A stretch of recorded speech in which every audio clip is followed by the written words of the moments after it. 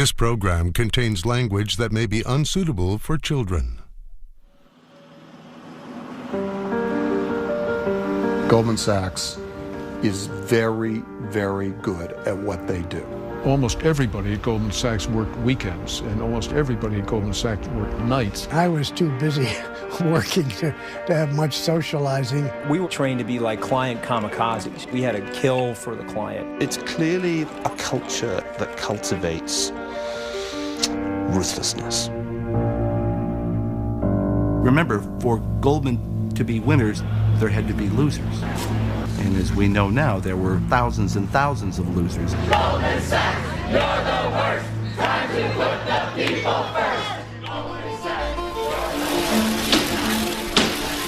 Millions of Americans have lost their jobs, their homes. In the last 3 years, we've knocked down over 500 homes in this neighborhood alone. They have crashed the national economy. We wouldn't be here but for the fact that there was such a collapse in the housing market. We aren't perfect. To think that we're being charged with fraud of all things. This record-setting penalty reflects the egregiousness of Goldman's misconduct. I don't think that businesses like Goldman Sachs ought to be engaged in conflicts of interest. It's that clear. It's not whether a conflict of interest exists that is important. It's how you deal with it. In the face of a lot of noise that has gone on, we've stayed the course. The concentration of power in the hands of Goldman Sachs is even greater than it was before. There is disproportionate representation in domestic policy by people who are within the Goldman sphere of influence. They are aggressive. They are a potent competitor, but I think they stay within the lines. They have got the most formidable internal culture of commitment and teamwork of any organization in finance in the history of the world. Our most important assets are our people, our clients, and our reputation. The reputation is the most difficult to restore. Our clients' trust is essential to us. It is why we're as successful a firm as we are and have been for 140 years.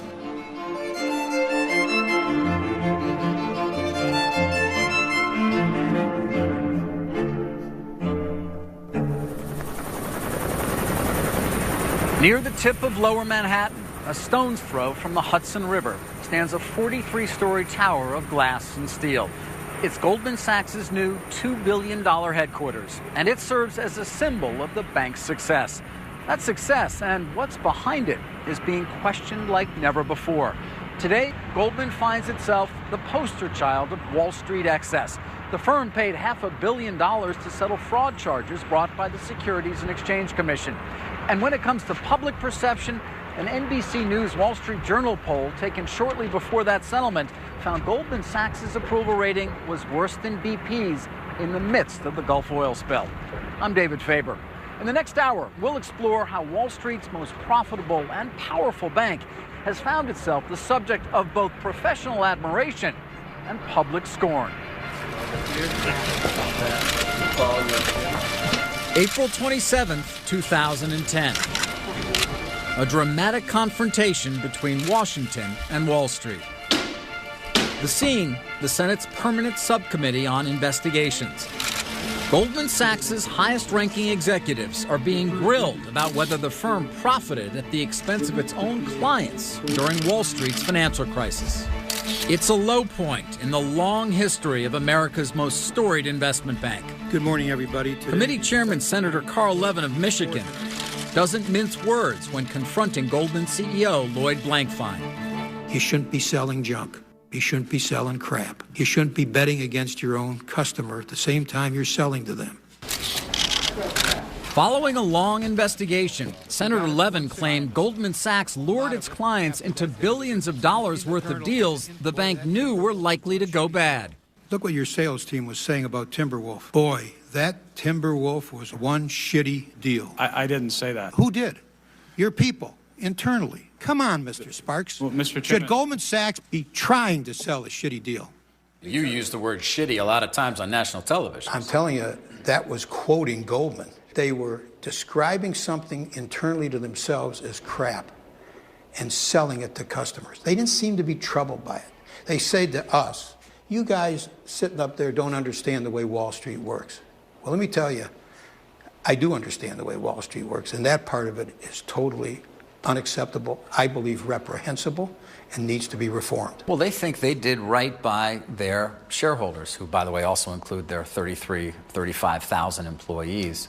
They think they were actually the firm that best navigated the worst financial crisis this country's seen since the 1930s. Well, maybe there's 35,000 employees or shareholders that benefited, but there's 200 million Americans that lost.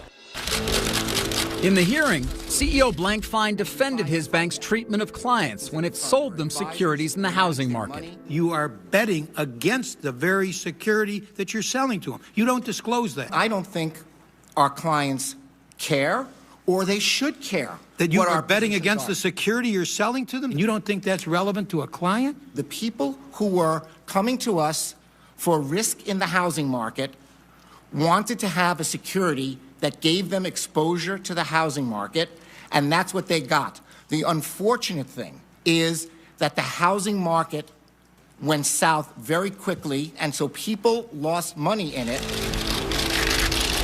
After every major financial crisis, it's the winners who really get the heat, not the people who've wiped out. Professor Neil Ferguson is a financial historian at Harvard. He's written extensively about the role Wall Street's banks played in the financial crisis. Do you believe that Goldman Sachs and other investment banks know they're operating within the law, but outside the boundaries of what an average person would consider to be ethical? We mustn't fall into the trap of saying in the wake of a financial crisis, this has happened because the bankers are bad people. They've actually knowingly behaved badly. It's not really been the consequence of moral depravity. It's been the consequence of excessive complexity, of herd behavior, and not just by a few bankers, but by a whole electronic horde of investors, including, frankly, us. Nonetheless, for many, the hearing crystallized a lingering suspicion that Wall Street's leading firm somehow gamed the system to ensure it would emerge from the financial meltdown relatively unscathed. In 2009, less than a year after it received a $10 billion bailout from the government, Goldman made $13 billion in profits, cementing its standing atop Wall Street. The firm's history and unique corporate culture help explain both its success and the reasons why it's come under such widespread criticism.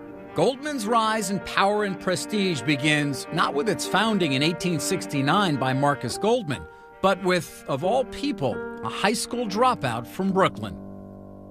The year was 1956. Don Larson pitched a perfect game in the World Series. Grace Kelly became a princess. And 5'4" Sidney Weinberg became the biggest man on Wall Street. As Goldman Sachs' senior partner, Weinberg had masterminded the largest stock offering in history when the Ford Motor Company went public. It was the biggest deal that Wall Street had ever seen, and of course, coming after the Second World War and the Depression, it was all the more important a deal. Charles Ellis, a longtime consultant to the firm, is the author of The Partnership, The Making of Goldman Sachs. He says Weinberg's personality was the key to his rise from janitor's assistant to corporate titan. So how does a guy with, a 7th grade education have the acumen that at the end of the day, I think he served on more boards of directors than probably anybody in the history of corporate finance? He had a tremendous capacity for connectivity with other people. It was impossible to not like being with Sidney Weinberg. Long before anyone had heard of networking, Weinberg was practicing it. Even the executive-in-chief called on him for advice. Well, you're very kind to call me, Mr. President. I'm at your disposal any time. I want you to give me some suggestions and ideas and come in and try to help me, because no one man can do this by himself. I will give you everything I got. But within Goldman Sachs, there was some concern about its savior. Former Chairman John Whitehead was once Sidney Weinberg's assistant. He was getting older, and I recognized that nearly 100% of the business that Goldman Sachs did was his business, where he had the contacts with the company. And what would happen to Goldman Sachs after that? Whitehead, not even a partner at the time, proposed the unheard of, a unit that would actually go out and solicit new business. Calling on companies was not something that was done in investment banking circles. The companies came to see your firm. The new idea was a success. Goldman added scores of clients, and established a new industry standard. Sidney was able to retire graciously, and we didn't lose a single one of his clients. Now, did he ever come to you and say, you know what, Whitehead, that was a good idea? Never did. Never did. When Weinberg died in 1969, he was succeeded as senior partner by Gus Levy, who gained a reputation as the hardest working man on Wall Street. He soon had all of Goldman Sachs working just as hard. I retired because I really wanted to manage money. And hedge fund pioneer Leon Cooperman started his career at Goldman working for Levy. Yes, the guy was a shaker, maker, a doer. Gus Levy was in there 7 o'clock in the morning with 2 secretaries working with him around the clock. His life was the business. But business wasn't everything. Levy helped build a tradition of charity that continues to this day, pushing Goldman employees toward philanthropic work. His philosophy became the firm's. Gus Levy always said he wants to be long-term and greedy, not short-term and greedy. Do the right thing by a client, and everything will work out. And I think that was the culture of the firm. Takeover mania in America. Huge corporations. The early 1980s brought a surge in hostile takeovers. For most investment banks, this was a lucrative new market, too good to pass up. But John Whitehead, a successor to Gus Levy, saw it differently. And it was our observation that the company that had been raided was angry at the company that raided them because the old management all quit and went somewhere else. And it looked to us like unfriendly raids simply didn't work. We decided that Goldman Sachs would not represent acquiring companies that made unfriendly raids. From then on, Goldman was known as Wall Street's White Knight, the go-to good guys who defended corporate America. Its new stature brought new clients, new hires, and the beginning of Goldman's notoriously exhaustive interview process. In all of these interviews, they get to know the firm. Edith Cooper is Goldman's global head of human resources. 10, 12, 15 interviews. Interviews. Is that typical? Yeah. It is. If you have people go through an interviewing process, interviewing being done by different personalities, different perspectives, you increase the probability of getting it right. Once Goldman gets it right, each new hire is required to read a document written in the 70s by John Whitehead. I wondered how all these new people that we were hiring, how they could be indoctrinated with the principles of Goldman Sachs, the conduct that we expected from our people. So on a Sunday afternoon and with a yellow pad, I wrote down what turned out to be these principles. The 14 principles would become a roadmap for the company's unmatched success and the success of its employees. When we return, payday at Goldman Sachs. Bob Rubin had a great line that he said to our training classes, your goal's not to get fired. That if you can just figure out a way to stay in your seat and do a good job, well, lo and behold, you're going to be rich. That's next when Goldman Sachs' Power and Peril continues.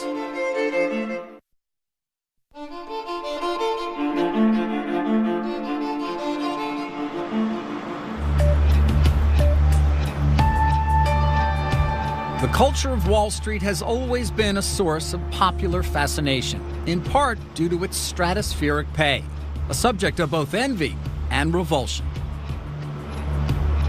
At Goldman Sachs, CEO Lloyd Blankfein took home more than $67 million in total compensation in 2007. In 2009, a year after receiving a $10 billion taxpayer bailout, Goldman paid out a staggering $16 billion to its workforce, almost $500,000 on average for each of its 32,000 employees. Anthony Scaramucci, a Goldman vice president during the 90s, remembers the advice of then CEO Robert Rubin. Bob Rubin had a great line that he said to our training classes, your goal's not to get fired. This is such a great firm that if you can just figure out a way to stay in your seat and do a good job, well, lo and behold, you're going to be rich. By the time Scaramucci left the firm, he was pulling down $1.5 million a year. But the money didn't come easily. There were relentless hours and high expectations. Now a CNBC contributor and running his own asset management firm, Scaramucci remembers the lengths the bank went to instill the Goldman work ethic. We arrive at the meeting at 5 p.m. It's the Friday before the Memorial Day 3-day weekend. And guess what? We are sitting there waiting. A couple guys left. Okay, when the guy showed up at 10 o'clock, 5 hours late, he passed around an attendance sheet. And he said, the lesson today is about waiting for people that are more important than you. And he said, someday there'll be a billionaire you need to get to. He's going to make you wait in his lobby. Okay, you need to be conditioned for that. And then he got up and he left. And what happened to those new hires who left early? Scaramucci says they were promptly fired.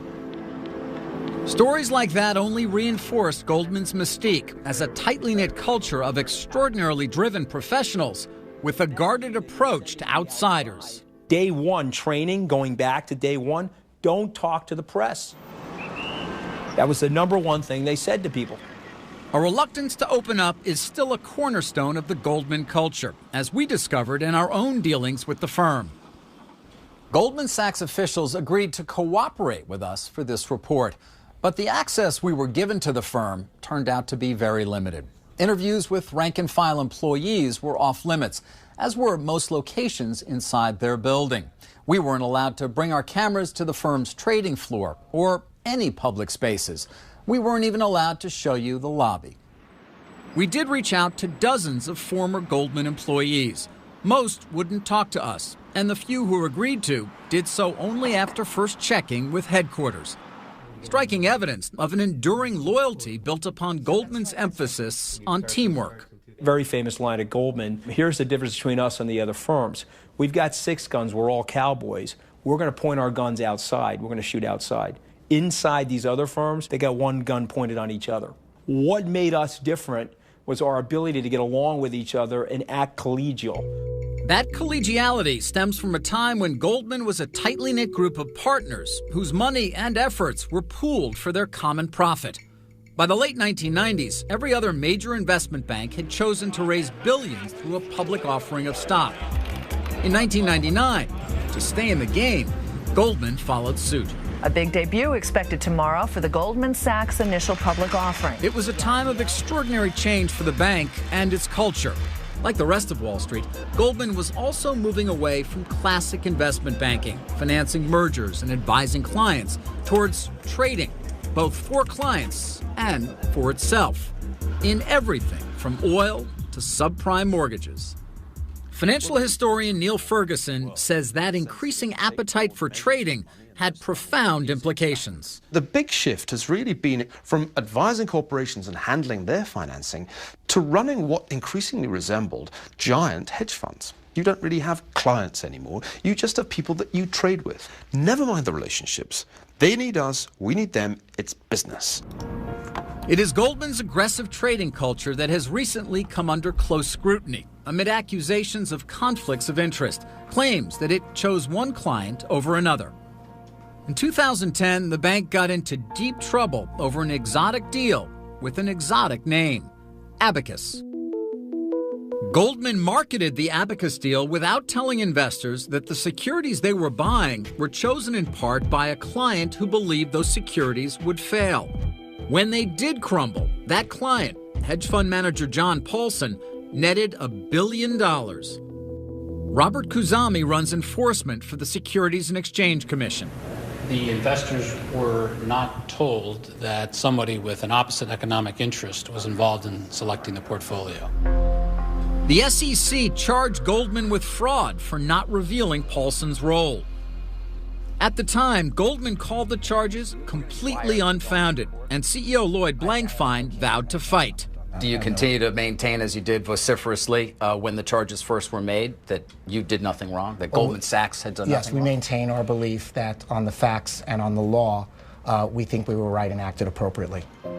But in the end, while it didn't admit to committing fraud, it did say it had made a mistake and paid an historic penalty, $550 million. The largest penalty assessed against a Wall Street firm or an investment bank in the history of the Securities and Exchange Commission.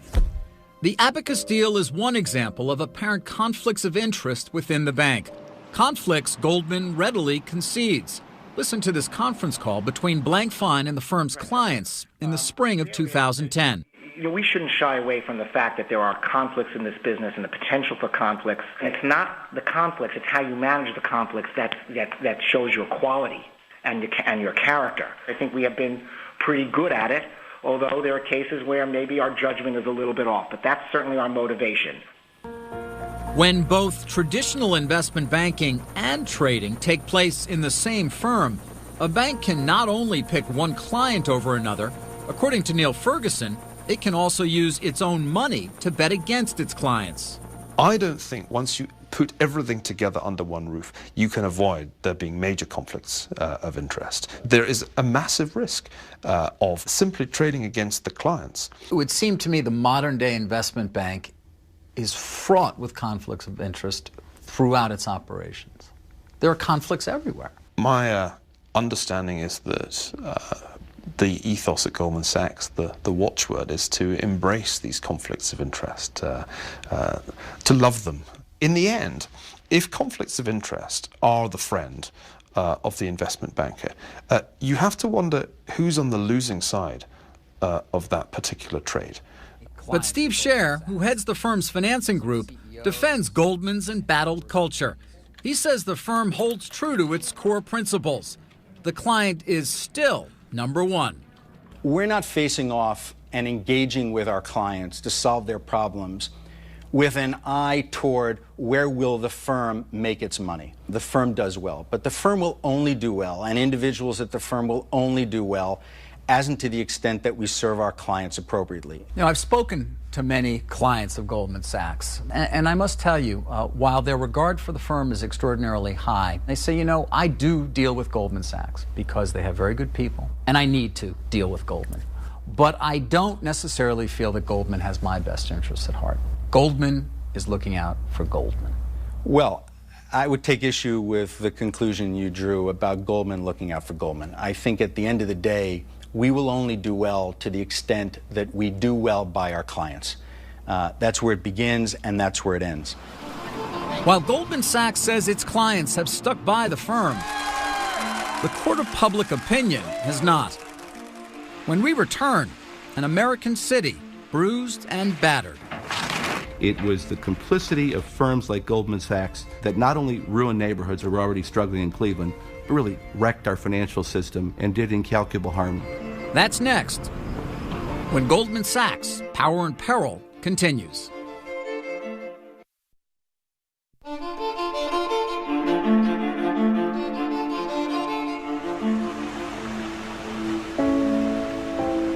Welcome to Cleveland.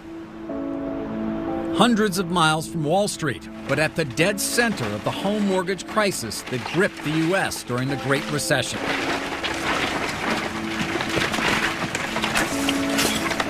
What you see is a mortgage that's gone bad, a house that got abandoned, and all that's left is the wrecking ball. Tony Brancatelli has seen whole parts of his city fall to ruin. He's a city councilman for Cleveland's Slavic Village, a blighted neighborhood where risky mortgage practices flourished. When I say the name Goldman Sachs to you, it scares the hell out of me. These investment groups have created this. These houses got traded like commodities, like gas and oranges. Councilman Brancatelli believes Goldman Sachs and other Wall Street banks are guilty of fueling reckless lending here. That lending created a real estate bubble whose implosion leveled whole tracts of this struggling blue-collar neighborhood. We've already demolished about 10,000 properties. That's citywide. You said 500, though. In this neighborhood. In this neighborhood.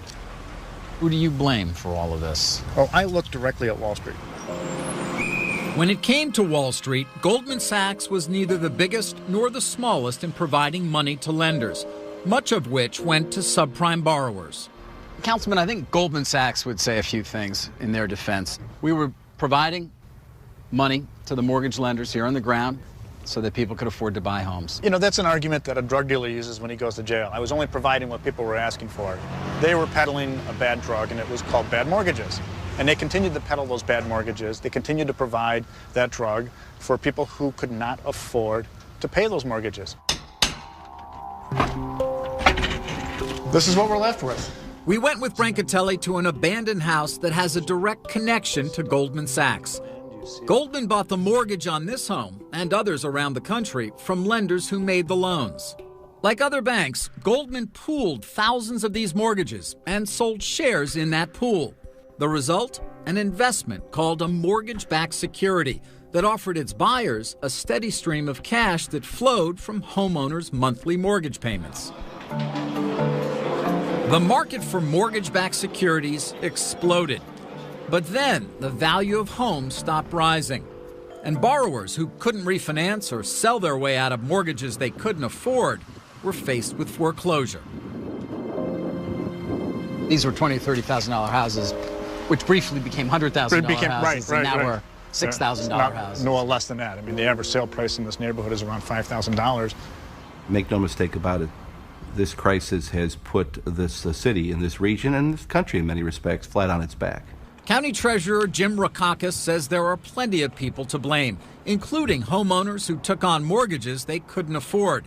But he says it's Wall Street that bears the largest responsibility for Cleveland's plight. None of this could have happened until people the size and the power and the strength of Goldman really entered the fray. But Goldman Sachs would say we were not the biggest offender, if we even were an offender. We ultimately were doing what Wall Street's supposed to be doing. We allocated capital where we thought it would be used well.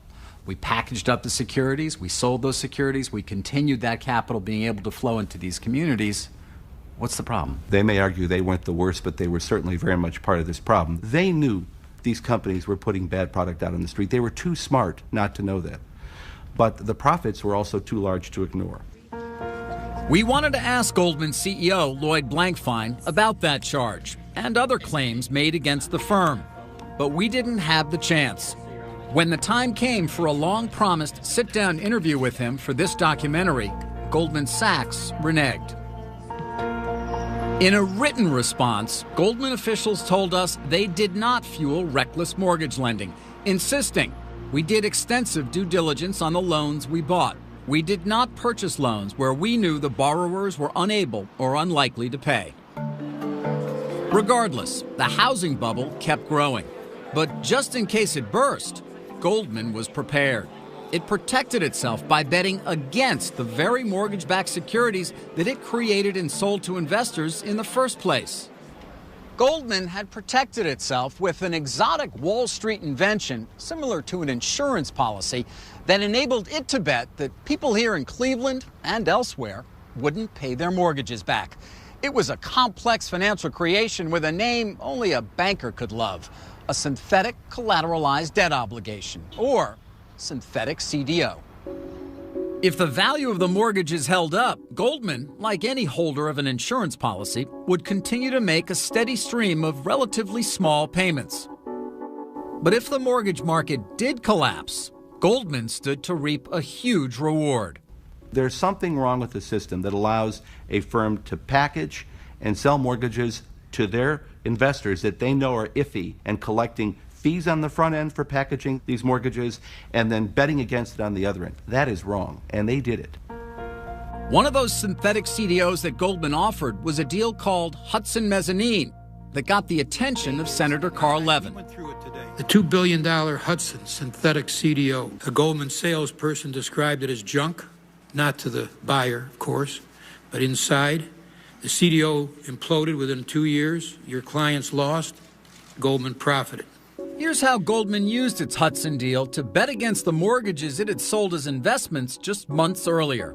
It started with homes like this at 785 Wayside Road in Cleveland. In 2006, Goldman bought the mortgage on this house, pooled it with others, and created a mortgage-backed security that it offered to customers. This empty lot on Wayside is where that home once stood.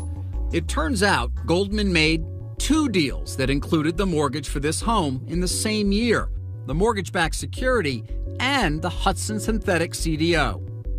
In the first, Goldman offered an investment to customers who expected the mortgages would be paid back.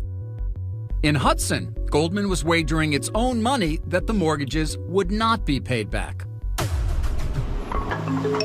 That raises the question, was the bank selling investments it assumed would go bad? Goldman insists it was not. Quote, "We did not choose securities with the belief they would lose value. If investors did not like the underlying securities, they could have chosen not to invest." Craig Broderick heads risk management for Goldman Sachs. The larger takeaway for so many people seems to be that Goldman Sachs knew better than anybody else and gamed the system and knew that the mortgage market was about to collapse and therefore did something that no other firm did. It might enhance my profile as a risk manager if I were able to sit here and say we had great insight into how the market was going to move. Goldman officials say the bank lost money investing in residential mortgages. Further proof, they say, that they didn't expect the housing market to collapse. We merely knew that the market appeared to have more risk inherent in it than we had understood previously, and therefore the appropriate action was to reduce risk. To reduce its risk, Goldman turned to those Wall Street concoctions, synthetic CDOs. The reason they're called synthetic is because no mortgages are actually bought or sold. A synthetic CDO is simply a wager, a bet on whether mortgages will be paid back. That means Goldman and other banks could create bets on the same mortgages again and again. Along the way, the bad debt just kept multiplying. I want a clear path out the door, please. Clear the door. Whether Goldman gamed the system or not, the widespread belief that it did has led many to question its integrity. Head of Human Resources Edith Cooper defends the bank as committed to its core principles. We're very focused on not only the letter of the law, but the spirit of that. We pay attention to honesty. Somebody listening to this conversation who's unaffiliated and doesn't know much about Goldman Sachs except what they read in the newspaper would be like, what is this lady talking about? This is Goldman Sachs. They are not honest. They are not doing the right thing. They're betting against the American dream. I feel very strongly about the purpose that Goldman Sachs serves and the principal nature of what we do. I also feel very strongly that we aren't perfect. We need to communicate more directly about what we do. We know that we are an organization that's based on all of the things that are key to our business principles: honesty, integrity, entrepreneurialism, because if we weren't, we would not have support from our clients. But we don't take any of that for granted. We recognize that we have to earn that every day, and we have a lot of work to do to continue to have that type of loyalty. Goldman may also have a lot of work to do to revive the trust of another critical constituency: government. Has the name Goldman Sachs become toxic in Washington, D.C.? It is right now. Coming up, a story of public service, money, influence, and high office when Goldman Sachs' Power and Peril continues.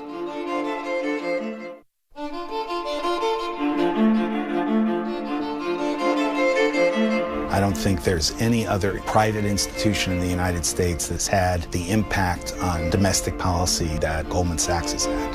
They're huge. They're the big bad Leroy Brown of financial influence in Washington, D.C. When it comes to visibility and influence, Goldman Sachs is as noticeable on Pennsylvania Avenue as it is on Wall Street. And its access to Washington power was never more apparent than on July 10, 2006, the swearing in of Goldman CEO Henry Paulson as Secretary of the Treasury. Today he's showing his character and patriotism by leaving his career to serve our country. It was a gathering of the Goldman clan as another member reached the highest levels of government service. There was Paulson's successor at Goldman, Lloyd Blankfein, former chairman and one-time Bush advisor Stephen Friedman, and White House Chief of Staff Josh Bolten, also a Goldman alum. It was a proud and happy occasion for Goldman Sachs.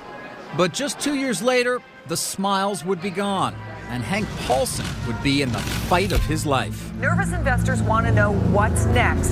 JP Morgan Chase is buying Bear Stearns at a rock-bottom price. The subprime crisis has been its undoing. Foreclosures up a staggering 87%. Fannie and Freddie under new management, the federal government. The financial crisis of 2008.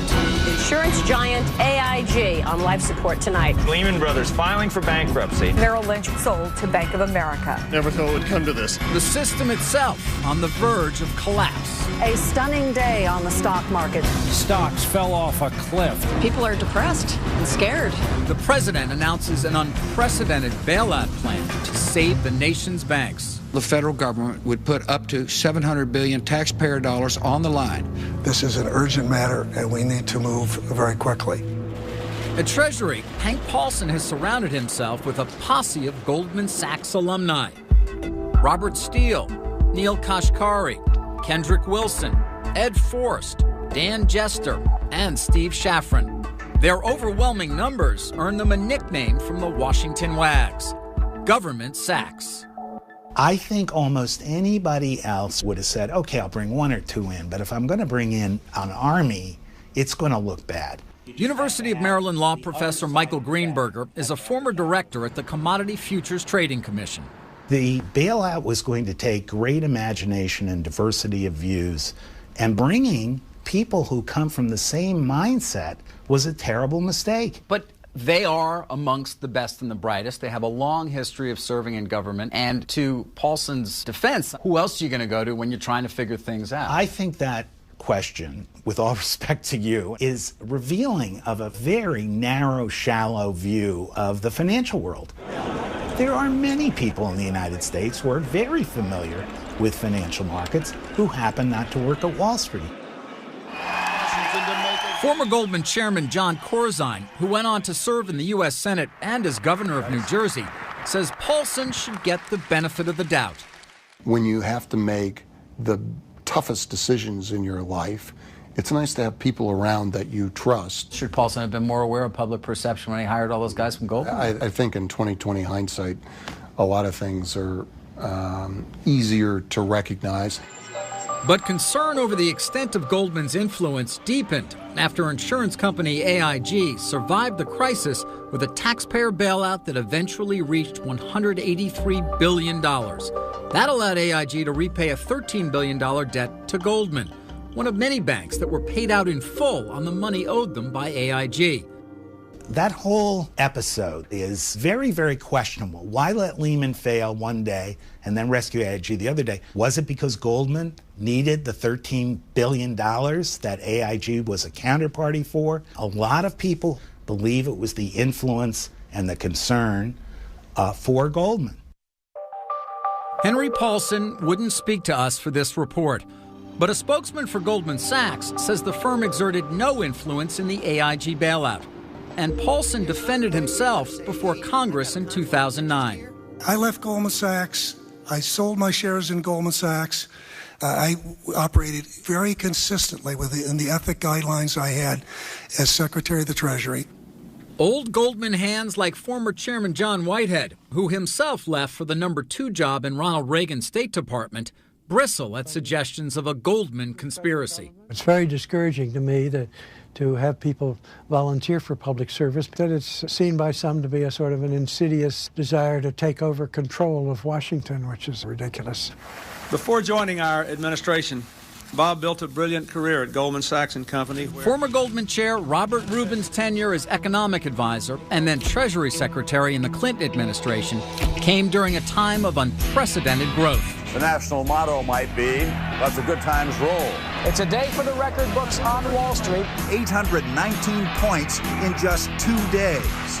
Once hailed as an economic savior, Rubin has come under fire over his support for financial deregulation that some say favored Wall Street and his former colleagues at Goldman. Now, it's time to reform Glass-Steagall. Critics say the repeal of the Glass-Steagall Act encouraged some banks to pursue more profitable and riskier lines of business. They also fault Rubin for not pushing more aggressively for regulation of complex financial instruments that helped trigger the 2008 financial crisis. Mr. Rubin, looking at the big... That issue was put to him by a government commission investigating the crisis. You've said in the past that there was no political will to regulate over-the-counter derivatives. Was the lack of political will related to pressure by the financial services industry? I think there were very strongly held views in the financial services industry in opposition to regulation, and I think that they were not surmountable at that point. In Washington, political will, or lack thereof, is more often than not directly tied to money. And when it comes to Goldman Sachs, there's always plenty of that to go around. Their PAC and their executives have spent $32 million in campaign contributions in the past 20 years. Nick Neihart runs Public Campaign, a campaign finance reform group. The financial sector as a whole is the most powerful giving sector, but they're the top giver within the financial sector to candidates and incumbents in Congress. But in election year 2010, candidates were less eager to take Goldman's money. Has the name Goldman Sachs become toxic in Washington, D.C.? It is right now. Any association with Goldman Sachs was seen as such a liability that almost 24 candidates, including Arkansas Senator Blanche Lincoln, refused Goldman campaign contributions or donated them to charity. We never had a fundraiser with Goldman. We said we wouldn't raise any more money from them. We wouldn't take any more money from them. Goldman Sachs, you're the worst. Time to put the people first. Are we going to see Goldman lose clout in Washington, D.C. over an extended period of time? If I had to bet, the answer to that is yes, they're going to lose clout. Who got the money, money? They got the money, money. I think they've lost their brand. Their brand was phenomenal. I think their brand is now a liability rather than an asset. Money, money, we got the bill. To counter months of negative publicity, Goldman went on the offensive, unveiling a national ad campaign to bolster its image. But the question remains, does it really matter what the public thinks? Goldman Sachs is about one thing, money. When we come back, the conclusion of Goldman Sachs, Power and Peril.